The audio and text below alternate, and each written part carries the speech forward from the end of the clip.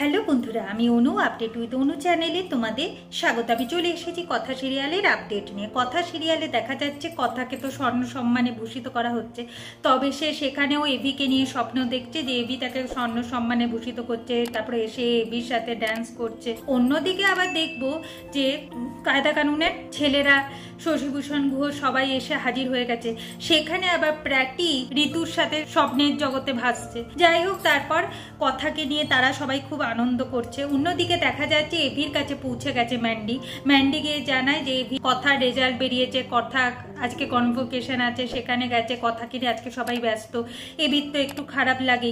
এরপর ম্যান্ডি কথার নামে নানা বাজে বাজে কথা এভির কানে এখন বলতে থাকে যে কেন কথার জন্য সে টি লাউঞ্জে যাচ্ছে না, তার ক্যাফের ক্ষতি করছে, কেন সে মিউজিক্যাল ইভেন্টে যাচ্ছে না, আজকে হোটেলে মিউজিক্যাল ইভেন্টে আছে, কথার জন্য কেন সে যাচ্ছে না।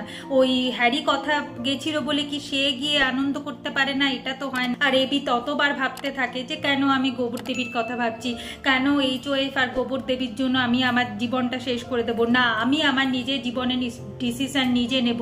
তাই সে ম্যান্ডির সাথে গিয়ে পৌঁছে গেছে মিউজিক্যাল ইভেন্ট। সেখানে দেখা যাচ্ছে যে ম্যান্ডি জোর করছে যে এভিকে তার সাথে নাচবার জন্য। এভি মন চাইছে না, এভির শুধু গোবর দেবীকে মিস করছে, গোবর দেবীর কথা তার শুধু মনে পড়ছে যে সেও তো এরকম মিউজিক্যাল ইভেন্টে গিয়ে হ্যারির সাথে নেচেছে, কোনোভাবে সেগুলো ভুলতে পারছে না। ম্যান্ডি বুঝে গেছে যে কথার কথা এ কোনোভাবে ভুলবে না, তাই একে ভুলাতে গেলে ওষুধ দিতে হবে, এই ওষুধই পারবে এইসব ভুলিয়ে দিতে।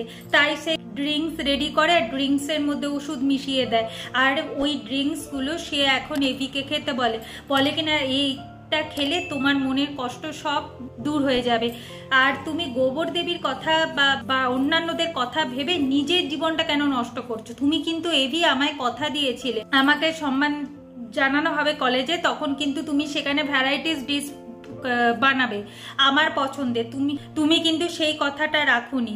তুমি কেন অন্যদের জন্য নিজের কেরিয়ার নষ্ট করছো? এখন এভি ভাবে ঠিক তো, আমি কেন HOF আর কথার জন্য আমি আমার নিজের জীবনটা নষ্ট করব না, আমার অধিকার আছে নিজে ভালোভাবে।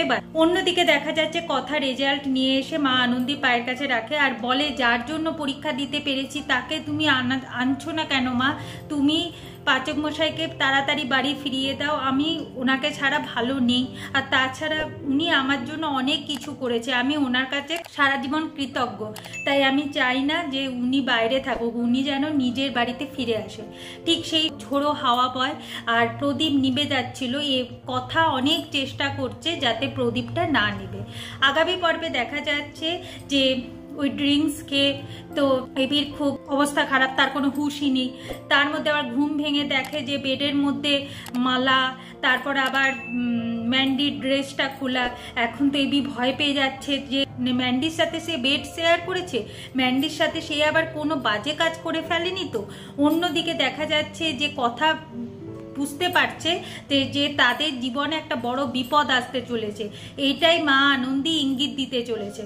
তাই প্রদীপটা বারবার করে নিভে যাওয়ার চেষ্টা করছে, কিন্তু কোনোভাবেই কথা বলে যে এই প্রদীপ সেই নিতে দেবে না। এভাবেই আজকের পর্বটা শেষ হয়ে যাচ্ছে। আশা করি আজকের পর্বটা তোমাদের ভালো লাগবে। ভিডিওটা দেখবার জন্য আর আপডেট উইথ অনু চ্যানেলের পাশে থাকবার জন্য অসংখ্য ধন্যবাদ।